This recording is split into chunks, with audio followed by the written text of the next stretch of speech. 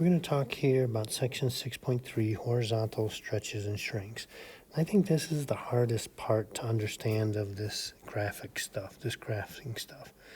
So here's the idea. We can see the white function, y equals f of x, and now we're going to consider what is the graph going to be for y equals f of 2x. So as we think about what we're going to plug in for x and what we're going to get out of it from f, you can see that in the graph of y equals f of x, when you plug in 1 for x, what you get out for an output value of that function is a positive 1 for y. Now, as you think about this yellow function f of 2x, in order for us to evaluate f of 1, the number we plug in for x is going to get multiplied by 2 before it gets evaluated in f. So if we're trying to recreate that y value of 1, the top of that kind of loop, we have to choose an x value of 1/2. So that when you plug in 1/2 for x, it gets multiplied by 2 to become 1. That gets evaluated in the function f and becomes that y value positive 1. So if we are doing something like this, I'm going to try to recreate the scale here. So here's our 1 and negative 1, and these are still 1, 2, 3, and 4. What we're really plugging in is a 1/2 for x, and that will give us that y value of 1. In a similar fashion, when we plug in 1 for x, that gets multiplied by 2.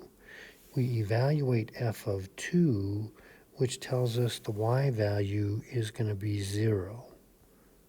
So in the span of from 0 to 1, we have already completed that entire first loop that took us all the way to 2 to complete on the original function f. And likewise, plugging in 3/2 is going to make us evaluate f of 3, which is the negative 1. And I'm sorry, over here is 3/2. And plugging in 2 for x gets us to evaluate f of 4, which is back to 0. And so what we actually get is a horizontal shrink. Now that's counterintuitive. You know, we saw in the vertical stretch and shrink, when the number we saw was bigger than 1, it made the y values bigger. It stretched it. But what happens in the horizontal is the reverse of that. The bigger number is going to shrink it. Now, I like to think of it, I think a nice way to conceptualize it, to make it make sense, is that this is speeding these things up. If you imagine that as you graph this curve, f of x, you have a particle that's moving along this curve and following that path, then what we're doing with f of 2x, so let me back up. So in the time of 4, whatever that might be, 4 seconds, say, then we're going to complete that entire loop above the x-axis and the loop below the x-axis. What we're doing with the 2 is we're speeding that up and going twice as fast so that we finish that loop above and loop below in half the time. So it shrinks it horizontally. It's a tough idea. Now, in a similar fashion, I'm going to need to extend this a little bit. So in a similar fashion, I'm going to graph this on the same axis. So there's 5, 6, 7, 8. So when we look at 1/2 x, when we plug in an x value of 2, it gets multiplied by 1/2 and becomes 1. We evaluate 1 in the function f, and that gets us to the very top of that loop above. So at x equals 2, we have finally reached the top of that mountain. Similarly, when we get to x equals 4, half of 4 is 2. f of 2 takes us back to 0 on the x-axis. We're at now 4 on the x-axis. So it is stretching out that curve by a factor of 2. And likewise, we're going to get this. So I'd like to think of it as this 1/2. It's a horizontal stretch, but I like to think of it as slowing things down, where it's going to take, if we're multiplying by 1/2, then it's going to take twice as long to finish that complete curve that has a loop above and a loop below. Tough idea. It's counterintuitive. Now, it gets worse, I think. We're going to now look to some tables of values here. So the white one represents what we know. This is all we know about f, is how to evaluate it at these different numbers, -3, -2, -1, so on. And then we see what we get for the y values, the values of the function.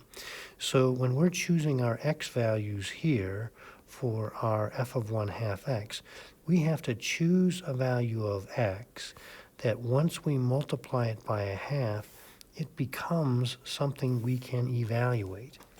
So for example, if I say, oh, let me plug in -3 for x, that isn't going to work, because if I try to plug in a -3 for x, what I'm going to evaluate is f of 1/2 of that, which is -3/2. But we can see over here there is no function value at -3/2. It's not defined there. So that is not an option to choose for x. So instead, we have to kind of think, if we want this 1/2 x to work, we want it to equal that -3. That means we have to choose a value of x that's -6. Now when you plug in -6, 1/2 of that is -3. F of -3 is 2. See how it works? Now we're going to try to generate an x value of -2, and so that's going to be a -4. So we plug in -4 for x, 1/2 of that is -2, f of -2 is 3. Plug in -2, 1/2 of that is -1, f of -1 is 5. 0 doesn't change, because 1/2 of 0 is still 0, f of 0 is still 1. Now we're going to have to use 2. 1/2 of 2 is 1, f of 1 is -2. Plug in 4 for x, 1/2 of 4 is 2, f of 2 is 0. And plug in 6 for x, and 1/2 of 6 is 3, f of 3 is 4. Okay, see how it works with the horizontal shrink? Or you can kind of notice too, I guess we should say, notice the x values here went from -3 to +3.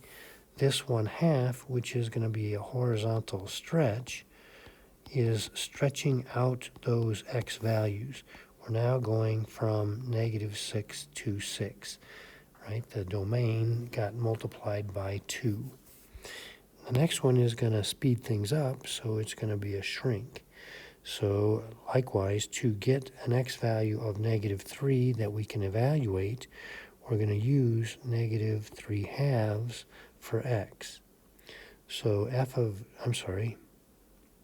that what I want? Yes. So now when you plug in -3/2, 2 times that cancels the 2 and gives us f of -3. F of -3 is 2. If we plug in -1 for x, 2 times -1 is -2. F of -2 is 3. If we plug in -1/2, 2 times that is -1. F of -1 is 5. 0 is again unchanged, because 2 times 0 is 0. F of 0 is still going to be 1. Plug in 1/2. 2 times that is 1. F of 1 is -2. Plug in 1. 2 times that is 2. F of 2 is 0. And plug in 3/2. 2 times that is 3. F of 3 is 4. Kind of tricky. Okay, I'm going to slide this up now. Instead of getting a table, we're going to get our function is defined as a graph. So here we see it on the left in yellow, and we're going to see what happens to this when we do the f of x minus 2. So as you might guess, everything is going to get moved 2 to the right. So instead of going from -2 to +1, we're going to go from 0 to +3. The y values are not going to change, so we are going to go to this kind of like a, I don't know what, triangle looking thing, and then our little kind of semicircle looking thing. So there's our translated graph. Now the next one is going to be a translation, but going up to. So we're going to keep our same x values, but our y values are all going to get moved up 2. So instead of going from a range of -1 to 2, we're going to go from 1 to 4. And so we will be at, instead of starting right on the x-axis at -2, we're going to be up 2 above the x-axis. Instead of going to a high point of 2, we're going to a high point of 4. Instead of being back at the origin, we're back to the y-axis at 2, and then we're going to do our little semicircle there. And there's our f of x plus 2. Now this next one, remember, is going to be a horizontal shrink. So the x values that did go from -2 to 1 are now going to go from -1 to a half. So I'm going to put a little tick mark in there at a half. The y values will still remain the same. They're not going to be affected by this. So we are going to get our triangle that's going to just be shrunk horizontally, and our semicircle that's going to get shrunk also horizontally, or thinking of it as going faster. So instead of going from -2 to 1, we're going to do the whole thing from -1 to 1/2. Let's see where I can put this thing. So I'm going to try to, I want to still be able to see the original. So I'm going to do this over here. Now this is going to be a stretch of 2.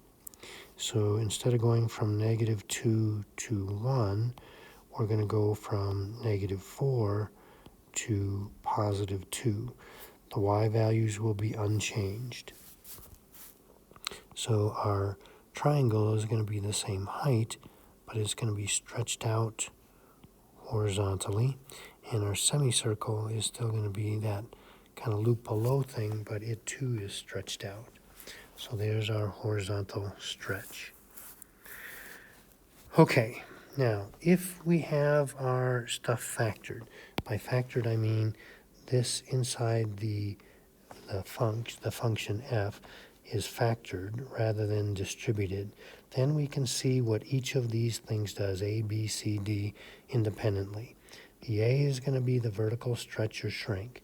So if A is bigger than 1, it's going to stretch it, and if it's less than 1, it's going to shrink it. The B is going to be the horizontal stretch or shrink. So I'm going to say vertical stretch or shrink.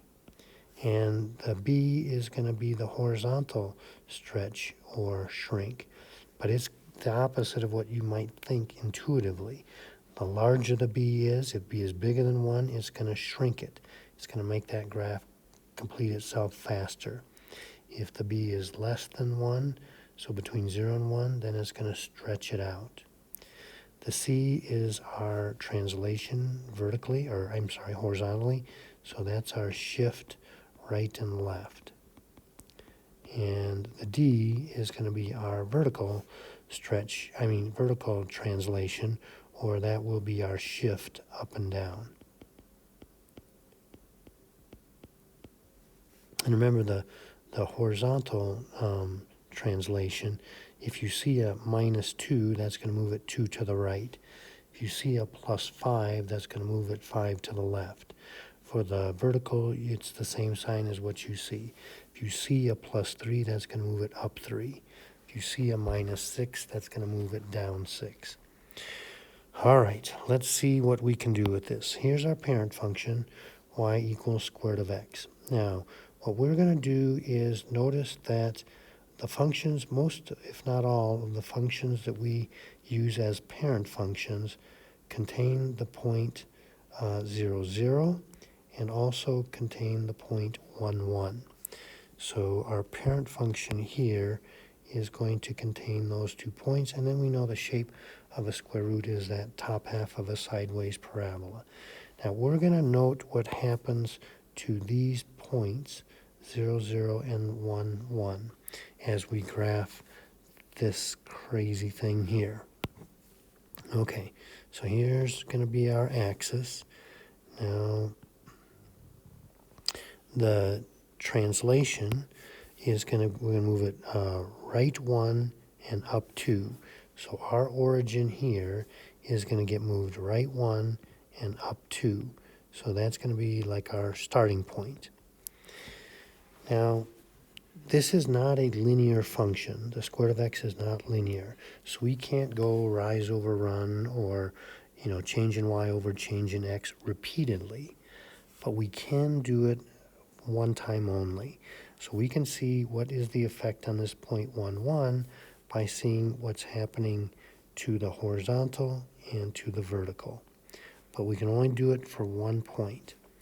So what we're going to do is we're going to see that we are going to go over 1/3. So instead of going over 1 and up 1 like we would have on the original, we're going to go over 1/3 and -2 in the y. So over 1/3 down 2, and that will give us that second point. So over 1/3 and down 2 is going to put us right here. And the coordinates of, let me label the first one. So this was 1, 2. That second point that I just put there is going to be the point 3/2, 0. And then it's going to be that bottom half of a parabola that opens to the right. Crazy. Let's see what happens on the next one. Now, but this one you can see has not been factored. So we cannot separate out the effects of the B and the C unless that is factored. So the first thing we want to do before we try to start figuring out what's going on is factor the -2 out of that -2x plus 4. So that's going to make that become an x minus 2. Now we can see the effects of this and this separately, which is just going to be confused if we try to look at it before we factor it out. Okay, we're still doing our square root function.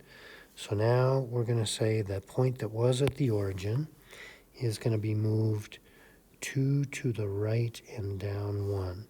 2 to the right and down 1. And so that is going to be the point 2, -1.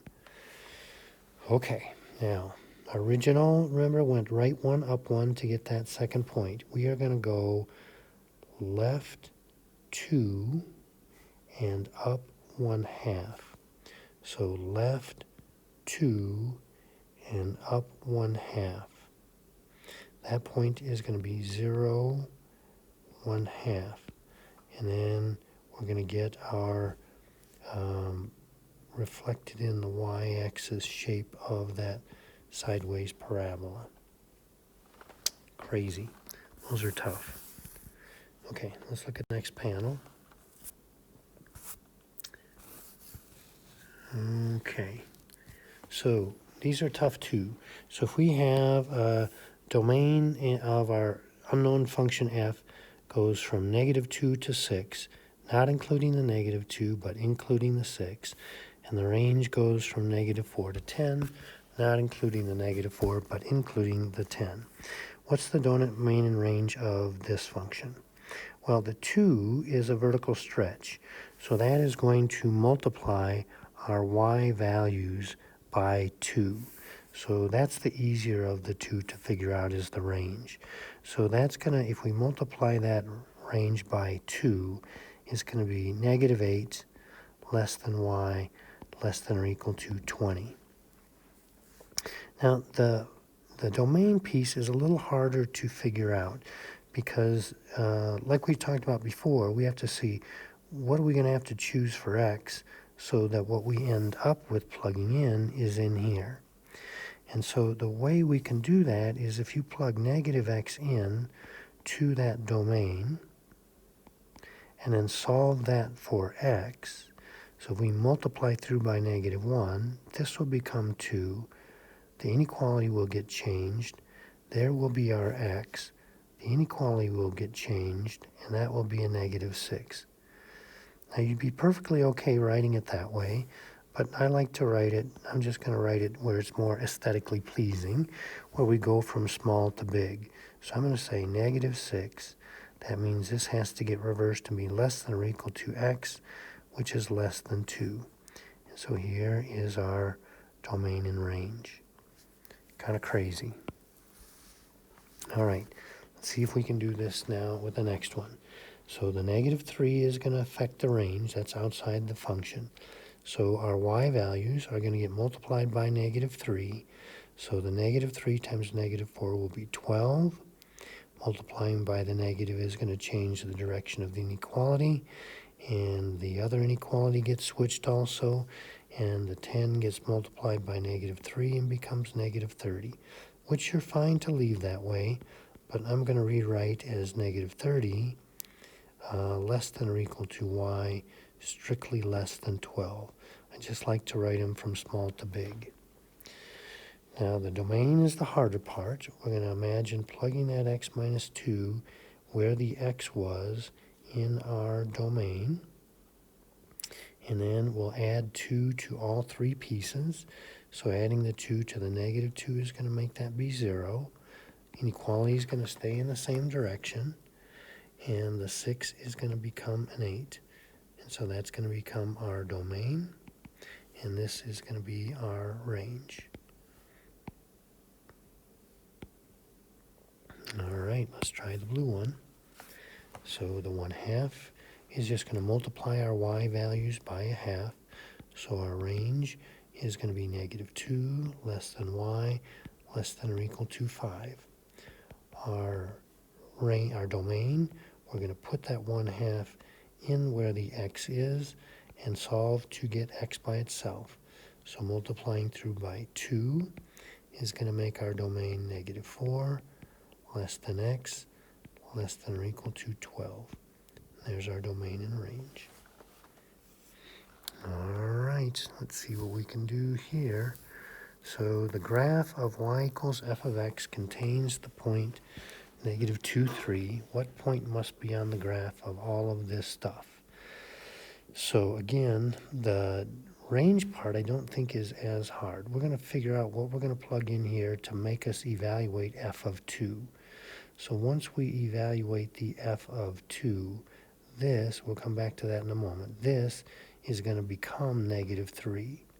So the y-coordinate of that point is going to be this -3 times that -3 that we're going to get out of that function plus 5. So that's going to be 9 plus 5 is going to be 14. So the y-coordinate of that point is going to be 14. Now what's the x value we have to pick so that we end up evaluating f of 2? Well, we can just take that 2 times x minus 4 that's inside the function and set that equal to 2 and solve. So I would just divide the 2 out and add the 4. So that means when x is 5, all of this will become 2, right? 5 minus 4 is 1. 2 times 1 is 2. We evaluate f of 2, which makes all of this be our -3. Times the -3 is 9, plus 5 is 14. Crazy. Okay, let's see if we can find the domain and range if we know that the domain and range of the original function f are given here. And we're going to do all this crazy stuff. So as we've seen before, whatever comes out of here is going to start with going between 4 and -10. So that means we're going to multiply those by 2. So our range is going to, when we multiply by 2, is going to go from 8 to 20. And then we're going to subtract 7 from those boundary points. And that's going to make it be, let's see, subtracting 7. It's going to make that be 13. That's going to be our range. The domain, we're going to put this negative 1/2 times x plus 2, and we're going to plug that in where the x is, and then we're going to solve this and try to get the x by itself, and that will tell us what the domain is. So I'm going to multiply through by negative 2, so that's going to make the negative 3, 6. It's going to switch the direction of the inequality. It's going to cancel the negative 1/2. It's going to switch that inequality, and it's going to make that 5 into a negative 10. Then we're going to subtract 2 from all three parts. So subtracting 2 is going to change those into that. And then I'm going to, like I like to, write it in the order from small to big. And so one of those was a strict inequality. So that was a 5, so that was a 10. So this, let me get my eraser up, that should have been just a strict inequality. And so that means this should have also been a strict inequality. There's our domain and range. Okay, see if we can use that same strategy. So we're going to take our range, which was that 4 less than y less than or equal to 10. We're going to multiply it by the negative 1/2. So that's going to be a negative 2, change the direction of the inequality, and negative 5. And then we're going to add the 5.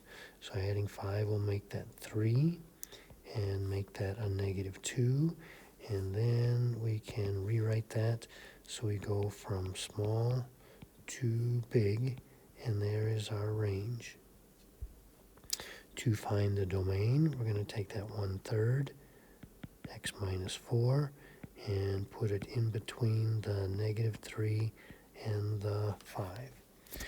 Multiplying by the 3 is going to make that be a negative 9, less than or equal to x minus 4, less than 15. Then adding the 4 will make that negative 5, less than or equal to x, less than 19, and there is our domain. All right, very good.